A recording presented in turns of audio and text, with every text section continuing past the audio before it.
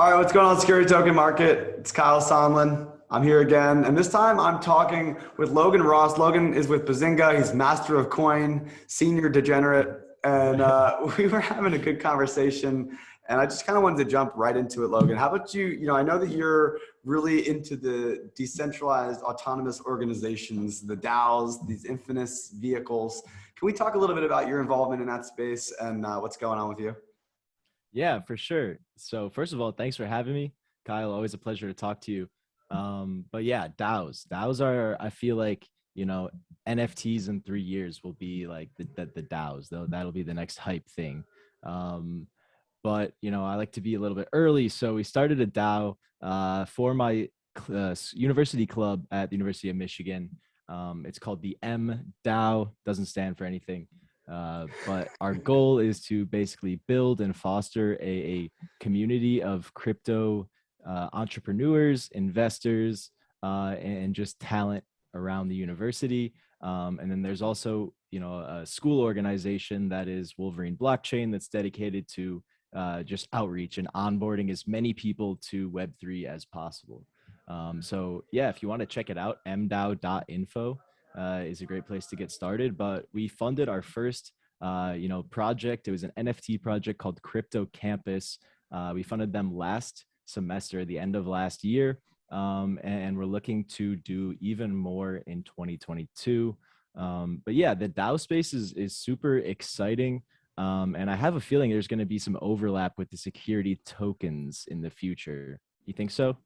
Yeah, totally. I've talked on Twitter Spaces before and in our Discord and to a lot of different people about how I really truly believe that these different types of tokens will all coexist. I don't think that these are one kills the other one in the same way that like everybody says, oh, is Ethereum going to kill Bitcoin?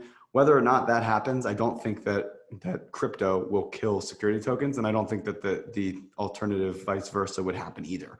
I see, DAOs as being an interesting kind of form of fractionalized government, right? So you think of a board seat inside of a company, issuing 1,000 shares of that board seat, and then the majority rules on whatever you pick, or whichever way you want to decide, 66% or whatever, like they do in the Senate. So you could do all kinds of different strategies on how you choose that, but I see that as the board seat. But we had this conversation. I've poised this many times, and you already are getting my wheels turning, talking about we as the DAO making your first investment. And Yeah. so, as far as I'm, when I look at DAOs, I look at the fact that yes, they have this voting opportunity. They have the ability to give recommendations and to act on behalf of a foundation or a given, IP. Hmm. But the problem here is that they cannot legally own those shares. If a fundraise happened, at least then it would be sold as an unregistered security. Maybe the answer is you don't sell it. But what is what is your thought? How is that structured for you guys? So we'll just start there. Yeah. So we knew that, taking equity in the business would be a little bit, gray area, right? So what we ended up doing is we gave them a little bit of marketing budget to do some giveaways and bring more people into the project. They aim to pay us back plus a little bit of return. And if that's illegal, I didn't say that. Well, yeah, well, certainly we're not lawyers, and we're not trying to get anyone into compliance issues. I mean, I think that how did you structure the MDAO token? Did you do a fundraise for it? Did you just give it out to people? What was that process? How'd that look? Y- Yeah, so we used a platform called DAO House, DAOHAUS, which I've been familiar with and following along for a couple of years. They make it like dumb easy to launch your own DAO. It's plug and play for the most part. They have like automated smart contracts. You just decide how long you want your voting period to be, how long you want the grace period to be. This way, say a proposal passes that someone in the DAO doesn't like, they have 2 days to leave the DAO, before the change or the investment or whatever it might be is implemented, right? Mm. And so this gives everyone a 2 day layer of protection, which is super important. At least I think so. But the way the DAO House works, it doesn't actually mint a new token for your shares.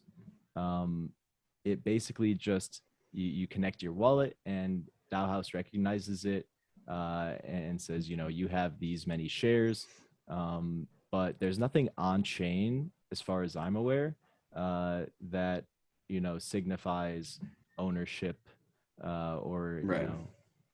whatever it might be in the DAO. So the way that our users or people are able to join the MDAO is you go over to the DAO House website, you connect to the Polygon network, and then you create a new member proposal. So if you want to join, you make a proposal, you offer a tribute in exchange for voting or non-voting shares, and then the DAO votes on whether or not that new member should be accepted. Nice. Interesting. So it's definitely a very democratic system of letting everybody kind of submit proposals. I like that. That's interesting. Yeah. Well, So I don't know. So it's MDAO representing what is the common theme, or what is like the goal for MDAO? the goal for MDAO long term is to be the startup accelerator, but also like a social entrepreneurial group on campus, right? Right. Okay. So we want it to be a place for people to meet co-founders and meet developers, and just have a good time with these people. And so we are starting to get more and more and more selective on who we let in, what they can contribute, and how much they should be allowed to have uh, based on their contributions, right? So if someone's doing some dev work for us, we might offer them a slight discount on the shares, right? um, yeah, that's how it's going so far. uh, Nice. it's all really, it's so early, and so like so much gray area that we're kind of just seeing how it goes right now. uh, but yeah, we're looking to set up a DAO, business entity in Wyoming, which will allow us to get a credit card that we can use to easily spend fiat. Nice. Nice. Yeah. Well, so Wyoming has fully kind of embraced the DAO structure, which is cool. I Yeah, know it's that very, we've very we've cool. experimented in house. Cool. So let's talk about the your how you see DAOs overlapping with security tokens. Where do you see a blend? Do you see any happening yet, or is it kind of like where do you see it happening in the future? What's going on in your mind? Yeah, sure. So say we wanted to, fund an NFT project and get, an equity stake in that project. Um, a security token could be used to do that, right? Um, and so I'm not, you're the go-to guy on the security token, so I'm not sure exactly if that's something It's that's possible. Yeah. feasible yet, realistic yet. But that's what I would love to see happen long term, is for us to actually be able to take equity stakes on chain. Like that's my goal. Exactly. That's as we like to say, as I've said to Eve many times here in the office, is that security tokens are the stock market of the metaverse in a lot of ways, and these assets that we value and we want to own absolutely need their blockchain representation in the same way that our art and our communities and our voting power and our rights are also immediately communicated on chain. So Mhm. totally possible that the feasibility is interesting. We're seeing more and more issuers getting involved, and there's crowd funds like the one that we're gonna hopefully launch sometime soon, that kind of helps encapsulate this idea of it doesn't need to be something that's for only investment banks and only for companies worth hundreds of millions or more. You can reliably do a crowd fund and leverage the communities in the tokenization space through a security token as well. It takes a couple extra steps. You can't just kind of permissionlessly do it the same way that you might be able to for an NFT or something like that. But that's kind of that's the additional protections, honestly, that both parties get. Like you can't have in the same way that there's a couple extra steps. It's also like there's a couple extra protections for the investor and for the issuer as well, right? Somebody steals, you get hacked, for example. Think about the hack that just happened with with Wormhole, right? That Yeah. doesn't happen with security tokens. If you owned Hmm. $1 million position in a security token in your wallet and it Hmm. got stolen, we could just reissue the shares back to Hmm. you because we know Wow. that you are the owner. Like we don't need to we verified that you are the owner. And if you come to me and say, Kyle, I don't have possession of those shares anymore, I would just burn those tokens and then reissue you new ones. So Hmm. I think that with real world assets, the immutability isn't very valuable, right? If somebody just goes into your house and steals your watch from your nightstand and then leaves, like you Hmm. would file a police report, you would have insurance, you would do these things to get, recovery for that. And so that's where I see security tokens, right? Adding one or two extra steps in terms of how you handle the compliance, but it's really in the best interest of all parties when it comes to, real valuable assets, as opposed to some of these other things where, Hmm. immutability could either be a benefit or a cost depending on the asset class, I think. Hmm. Yeah, and like it's easy to make the comparison of security tokens to like governance tokens, right? But I don't think that's the correct comparison. I think that it should be, if you're the one that can reissue those tokens, you shouldn't be compared to like a DAO. You should be compared to the New York Stock Exchange, right? Right. And so it's like, me being so deep in crypto, like the first thought is, oh, that's centralized. But yeah, you want it to be, right? That's actually a benefit in this situation, which is something that a lot of people are not really paying attention to at this point, I think. I think you're totally right. And we're starting to see where decentralization rears its ugly head. And not to say that we don't need, not to say that centralization is good, right? In a lot of cases, there are a lot of systems that you can easily automate and do not require a middleman.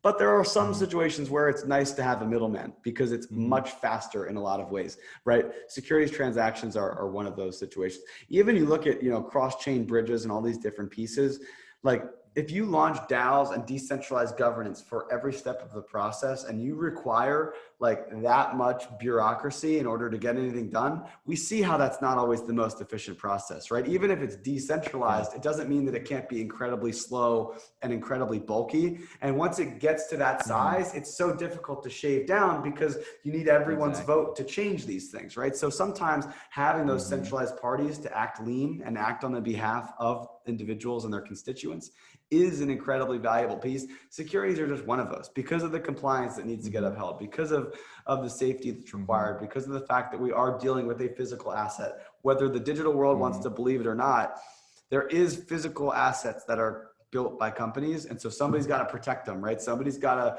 to, own the office building. Somebody's got to be responsible for those assets, but they also need to be compensated on behalf of you for being responsible for those things. And so that's where I kind of want to lead our conversation. And Mm-hmm. it's something I've thought about a lot. I kind of want to get your opinion and not to back you into a corner. I don't know if you've thought about this a whole lot, but in terms of DAOs, because of the fact that it's hard, you know, Mm-hmm. we've found a difficulty in tying ownership in assets to the DAO governance tokens, as you mentioned. They're really kind of two different assets, right? You look at that at Lynx DAO, the really went super, off the charts, owning the golf courses. The Mm-hmm. DAO members actually own none. They don't own the golf course. They own a membership to go to the golf course or whatever, right? You look at any of these, Constitution DAO, which was huge. You didn't own the Constitution. You owned the right Nope. to govern the Constitution, right? And so it's like there is this reality that DAOs can't actually own the underlying asset because it's not a security, right? If you own the underlying asset and you're selling it, it's a security. So, how do you see? You said that DAOs earlier, DAOs might be the future of this NFT Mm-hmm. hype, right? We're kind of end up going to move into this kind of decentralized governance model. Mm-hmm. How do you keep DAO members incentivized to keep working if they're not getting rewarded with the underlying asset that's growing, right? Like if they can't, Mm-hmm. let's just play the hypothetical and say you can't compliantly own the equity in the Mm-hmm. foundation that runs the DAO. How do you keep DAO constituents like moving and incentivized in the long term? Yeah, I love this question. So uh I think the DAO is a bit of a misnomer, or at least it's very poorly used. And like I'll be critical of myself. The MDAO is supposed to be decentralized, but all of the decision making happens in a Discord room or somewhere on campus, right? we work together to sort these things out as a centralized team, and before we, propose anything on chain, because otherwise we're just wasting everybody's time. And so I think that what would be really useful is to move away from the term DAO, and move towards the term on-chain organization, right? Hmm.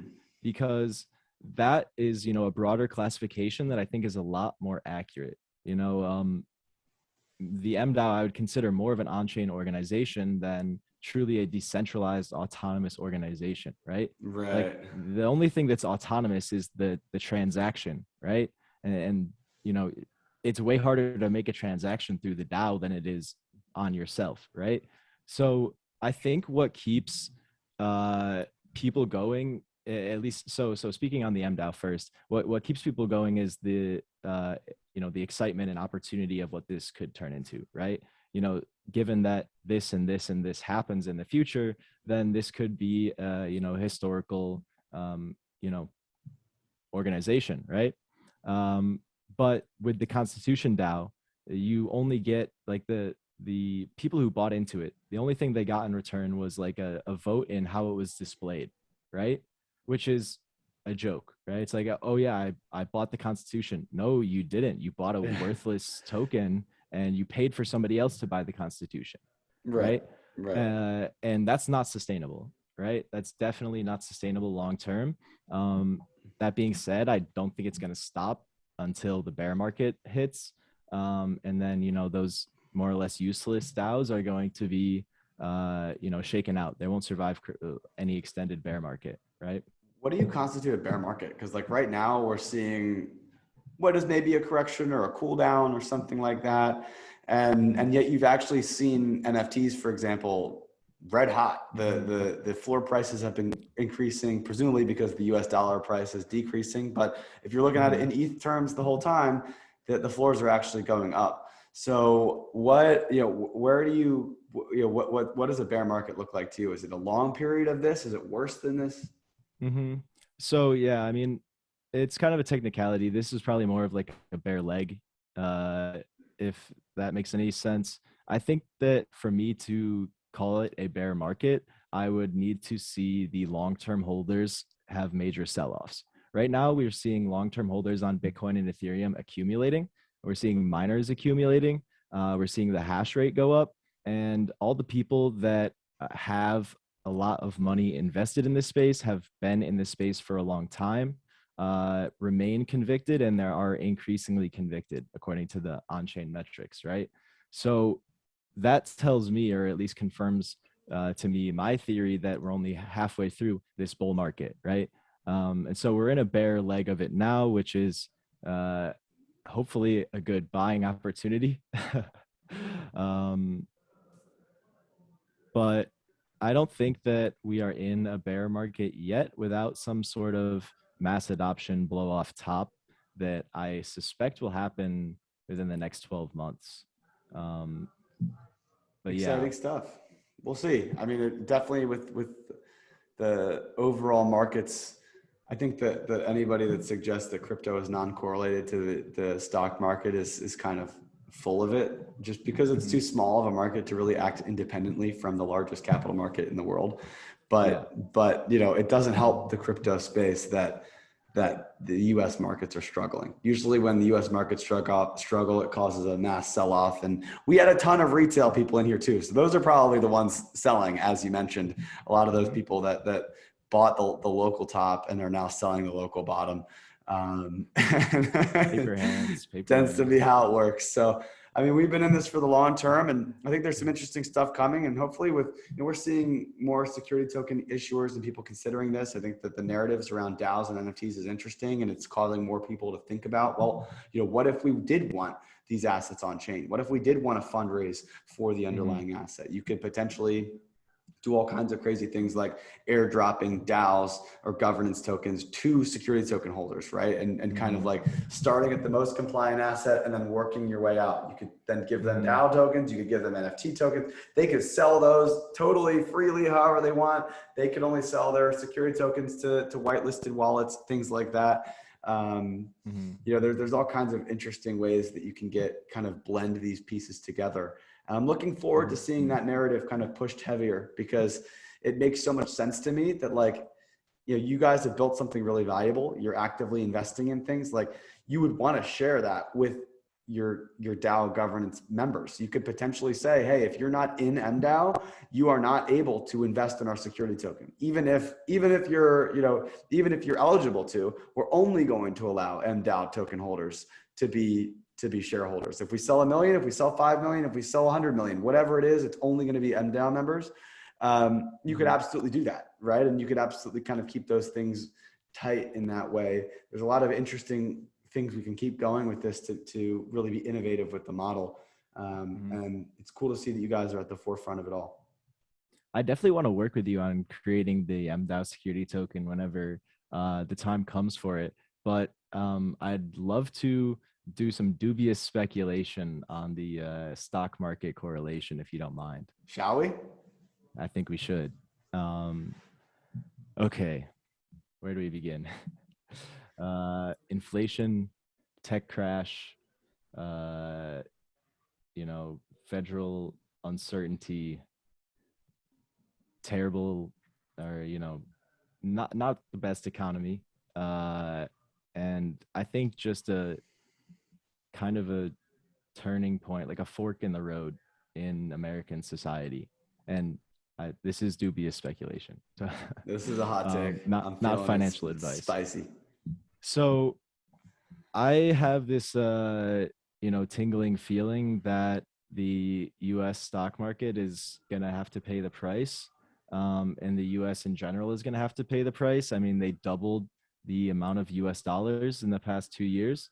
They literally inflated it by 100%, and they are now $30 billion in debt, give or take, right? They almost doubled the amount of money in circulation, and they're now $30 billion in debt, um, and nobody knows what the heck is going on, right? To me, did you see that movie Don't Look Up? Yeah. Yeah. It was like Wild. it was just like so depressing because when I'm watching a movie, I like get invested in the universe and then it's over and I'm like, oh, okay, we're back in real life now. Like that was cool. And when that movie was over, I was just like, oh shit, that just happened. Like that was the news, right? Because it was just like so depressingly accurate. Um, that like people are more concerned with just back and forth than going anywhere.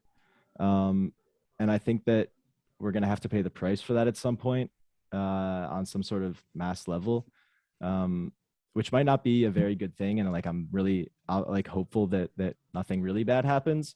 But I do think that the markets that have been pumped up by the Fed directly purchasing assets in corporate debt are when that stops, which it already is, the prices are going to go down, right? If you adjust for the money supply, the S&P barely got back to where it was pre-COVID before it turned around recently, Which right? makes sense. I Sure, don't know sure, that I that's get. necessarily a negative. No, no, I don't think it's a negative, but like big picture, if you zoom out on the S&P for like 50 or 100 years, it's up only, right? And it's been a while since a significant correction has happened. 2008. Yeah, yeah. But that was also, shaken off relatively quickly, right? Yeah, no, thanks to they QE'd the hell out of it. Mm-hmm. Um, but I think there's a significant chance. I guess I'll get to my point. I think there's a significant chance that a sell-off of the equities market, and also the inflation of the U.S. dollar. It's like, where else am I supposed to park my money? And like people won't know where they're supposed to park their money, and then they're going to see, hey, there's crypto, this beautiful futuristic inflation hedge, right? So I think that I mean, just personally, like I wouldn't want to. I don't hold very much USD or stock positions, simply because I think the opportunity cost of crypto is too big, right? And I think that a lot of people are going to realize that. I think more and more people are realizing it every day, and people with a lot of money are realizing it every day. Clearly, it hasn't happened at scale yet. Like Google Trends will make that very clear. Um, but I think that, pending some sort of market crash, there will be a heavy flight into crypto, and that will kind of, create this super cycle, if you want to call it that. And then Interesting. NFTs is a whole nother thing. I won't really get started on that. I'd love to hear your thoughts on my hot take. Yeah, well, I'm going to make it fun because I'm going to completely disagree with you 100% just for a Please fun do. conversation. Yes. All right, where should we start? US printing money? Let's talk about how every country in the world is printing inordinate amount of money. Yep. So, Yep. Yep. like, Yep. there's something as an economic concept known as a debt jubilee, which is Okay. where essentially all parties that are all indebted to each other just essentially decide to cross off a couple zeros. And they say, all right, well, the US printed $10 billion of debt, but so did Russia, China, the EU, UK, and Japan. So why don't we all just kind of essentially acknowledge the fact that we all owe each other 10 billion and just cross all that debt off? Because like if the US owes you, if I owe you $10 and you owe me $10, really we actually net owe each other zero, even though technically there's $20 worth of debt that has been measured, right? So the debt stuff, we've always been a debt-based economy. So like, I don't know. For me, that argument isn't quite as strong. I think that it makes sense that the S&P from a gross GDP level hasn't grown post-pandemic because the pandemic should have an effect on our economy.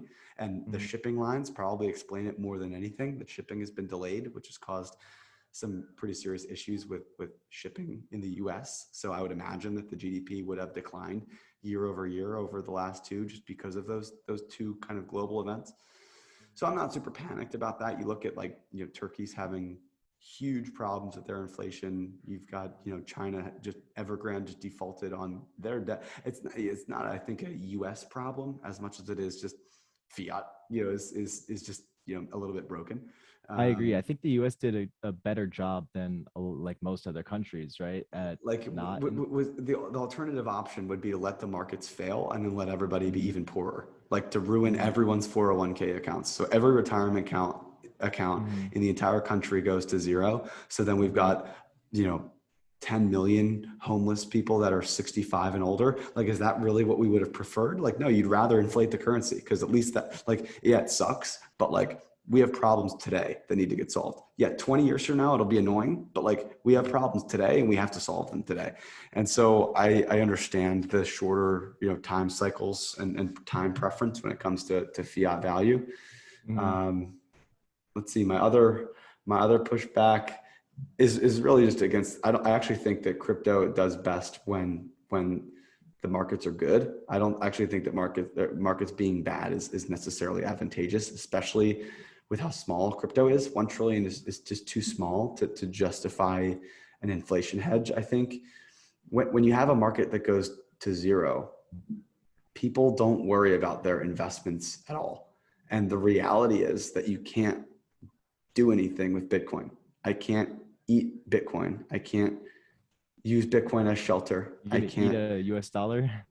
I'm not, but I'm much more likely to be able to buy something with a US dollar. People flee to M1. So they flee to dollars because it allows them to convert it immediately and instantaneously into a transaction. If I don't have a phone, if I don't have an internet connection, if I don't have electricity, I can't use Bitcoin. So like, thank God I've got it on a ledger that I don't have a computer for, right? Like there is a barrier to entry that still exists today, that maybe 20 years from now, when technology is so ingrained in our society that there's just so many available terminals that like electricity is a human right or something. But until then, like, when society falls apart, which I don't think is going to happen, but if it did, one of the first things to go is the electrical grid. So like, if we have a severe economic situation and, most people can't afford their electric bill, then what is the use of Bitcoin to those people? You know what I mean? So that's kind of the case for me on why Bitcoin being correlated to markets isn't actually a bad thing. And it's just the reality of any type of investment that is not directly, immediately 100% translatable into the needs of the many. Okay, so I have a couple of thoughts and then we'll find some middle ground. Sure. So say the grid goes down, do you keep a stack of cash, fat cash? Because obviously most of the US dollar is digital today, right?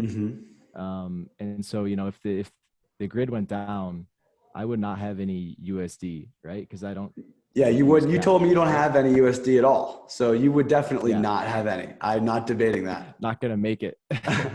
um, but so I guess, do you see cash as the hedge? And like, say that the you know, grid goes down, the US dollar is going to go What's down the with it traditional more or hedge? It's less. gold.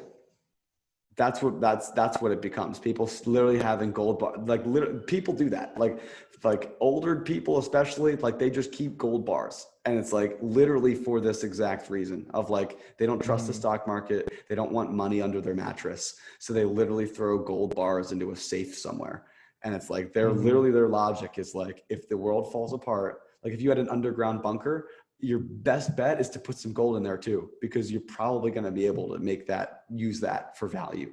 In like, regardless of if we go back to hunter gatherer societies, like gold is Mhm. shiny and has some, fucking historical mythical process. And for whatever reason, people think that has value. But, I think that, I don't even know where we're going. I interrupted you. Keep going. No, shiny rock is it's Shiny an rock is idea. good. It's an idea for sure. Um, I'm not convinced that, you know, now that we know the power of like silicon, for example, that wouldn't be the more valuable asset to try to restart the grid. Less Um, distributed, less diversified. It's not a and decentralized asset. China controls like, 80 or 90% of the mines, and the distribution's owned by corporations. Gold is decentralized by very nature. interesting. Yeah. Um, I mean, yeah, I think that, you know, in that case, you know, setting up a radio wire to send some Bitcoin off the grid is That'd be probably sick. not going to be, you know, the first option that most people go to, right? But also at the same time, like, gold is kind of a societally valuable asset, right? Now, obviously, it's used in a lot of technologies and has a lot more use cases. But you know, the main use of gold, or one of the biggest uses of gold, is like, you know, jewelry and you know, showing off, which doesn't really work in a completely collapsed society. We're probably getting way too far off tangent here. I do It's think this is fun. a very interesting conversation. It is very fun. But let's try to find some middle ground. So I like it. I agree. The US did a better job than a lot of the countries. Uh, and so they may be in the position to, you know, have the strongest fiat currency at the end of all of this, right? Um, However, we look at countries like Russia who want to use Bitcoin to lower their dependency on the US dollar. We look at countries like El Salvador, where only 30% of the population has a bank account, but within 6 months, 60% of the population has a Bitcoin wallet address, right? So this scale, like, it's something like 90% of people have a mobile phone with internet access. Maybe it's 80%, right? Uh, and the number, you know, globally is much smaller for access to a bank or a bank account. I think it's only like 60% of the global population is banked, right? So um, I guess that it might not be up to the US whether or not crypto becomes the inflation hedge, right? It might not be up to the US markets and investors, but it might be the only viable solution for the 40% of the world that isn't banked, right? And at that point, with all this, you know, commerce going on, obviously that would increase the market cap to a few trillion. I mean, gold's market cap is 10 trillion for comparison. I think we could see Yeah, crypto get to five or six easily. trillion this cycle. At which point it's like pretty close. Um, so I don't know. The you know, say the rest of the world adopts Bitcoin and the U.S. dollar is still a piece of paper. Like, do they have a choice to, uh, you know, if Bitcoin becomes the global reserve currency, what does the U.S. do about it? I honestly, I think it's we'll see. I think it might be longer than many of us. And I've been in crypto for a long time. I am a fully pro blockchain, pro Bitcoin, pro everything. I love all this stuff. Um, but I think it's going to be a little bit longer than we want to admit before a reserve currency is changed Hmm. because of the geopolitical implications of it. I do think the Right. US might consider that an act of war or at Hmm. least an act of aggression. And Yeah. I don't think that there's going to be many countries that would prefer to have the US viewing them as an economic enemy because Hmm. of the control it has. So I think that Hmm. that's a very serious accusation that it's going to require the US to stumble itself into if it potentially tripped up the stairs. Yeah. That being said, the US owns like 50 to 60% of the mining power right now. So like we do have, in Hmm. terms of national security, a lot of it's here. A lot of it's being controlled here. And I think that's a huge benefit for the US. So here's the That craziest idea that I've had in a while. Uh, so China wants the they China, Russia, they'd rather have crypto than the US dollar. China does 70% of their domestic trade in USD. They hate the US. Obviously, they want to reduce their but dependency, trade, right? you don't want it in a volatile asset. So I don't know if I'm going to give that to you. Okay. Well, just stick with me for the time being. All right. Say that China wants to Sure. lower their dependency on the US dollar in general, right? All right. I'm with you. And so uh, Bitcoin might not replace the US dollar as the global reserve currency anytime soon, unless the US is on the side of Bitcoin, right? Right. Um, Right. and I agree with so that. the US either can fight it or try to get out ahead of it, right? And they're in this kind of weird position right now. Uh, and so what does China do? They send every Bitcoin miner to the United States to make the US a pro Bitcoin country, right? Then there's election influence from those So it's miners. 4D There's chess. economic job incentives. New jobs are being created by the mining industry. The transition to renewables is being accelerated by the mining industry, and most people who care about owning their own assets are realizing that Bitcoin is a good way to go about it. In the current climate, right? Um, so at this point, the U.S. has a really tough decision to make. Like, do they become a central bank and issue their own digital currency, or do they accept Bitcoin and prevent a war and try to capitalize on it? Like, uh, yeah, I don't really know. Like, I'm not saying that China did that to influence American elections, but it made America the dominant force of Bitcoin, right? And like, I don't that doesn't seem very smart to me to give your enemy all of the hash power unless you have something else in mind. Maybe I'm missing something. The way I interpreted it was Occam's razor in the sense that usually the easiest to explain solution is likely the right one, which I think in this case would just be that China realized it would be incredibly difficult to seize control over the entire network and recognized not only the organizational difficulty required to do that, but the optics of that and the cost of doing that and what it would mean for actually the assets that were seized, right? If that actually does happen, Mm-hmm. then would those assets be even worth the money that they are now? Is it worth the fight, or is it easier to just kind of ban it, which is what we've seen them do against other social medias and stuff, where they just Mm-hmm. say no. I don't want to really comment on either side of it, but it's interesting. It's definitely and it's an interesting theory. Uh-huh. That being said, I've thought before about of just what would be required to seize all of that mining power and control it, and I'm not sure that that's a fight that's worth fighting. And if you have an issue with it, then it's just easier to ban it. Yeah. My thing is that perhaps the fight is inevitable Hmm. and they are putting themselves in last place, right? Because, say a couple more countries adopt it, like Turkey realizes that they're, screwed and they just like go all in on Bitcoin instead. In like a last ditch effort to save the country from collapsing, right? And I don't know a whole lot about this specific Turkey situation, so I'm just using this as an example, Right. right? Um, but I think we'll see more like South American countries, especially with high unbanked populations, move to Bitcoin just for the convenience. And you see El Salvador has potentially maybe more Bitcoin hash power than any other national entity. Um, and so I think that there's an arms race that's already really aggressive, and people aren't really paying attention to it so much as kind of fearing it. I don't know. I Hmm. think that the arms race is already started, and it's the end of it is inevitable at this point.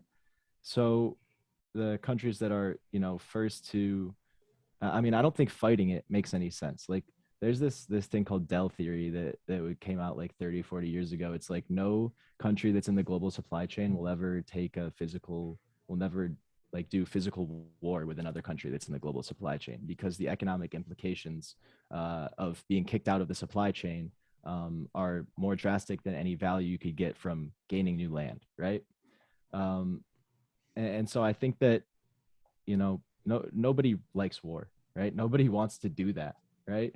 And so it's like, okay, so we can fight over this Bitcoin thing and nuke the shit out of each other, or maybe we can all take a step together for the first time, right? And I'm optimistic that we might be able to make that step together. And I think that Bitcoin is one of the first opportunities where we actually, as a society and a human population, can make a step together, right? Right. um, but that's a long way off, and it's probably going to be Interesting a lot stuff. more messy than that. But yeah, well, we can. Is that a middle ground? Yeah, I think that's totally middle ground. That was a fun Okay, convo. Went in a million directions. If you're it's listening, I very mean, fun. give us some feedback and give us some Yeah, questions. We'll definitely have to run it back on the Benzinga channel or however you guys record. We'll hell have a yeah. fun conversation next time. And this is just the way to go. Just a more casual conversation, go through some stuff and come out the other side learning a little bit from everybody. So thank you again, Logan, for joining us at Logan with two N's Ross. If you find him on socials, plug that. And I'll talk to you soon, man. Thank you, Kyle. We're all gonna make it. All right. See ya.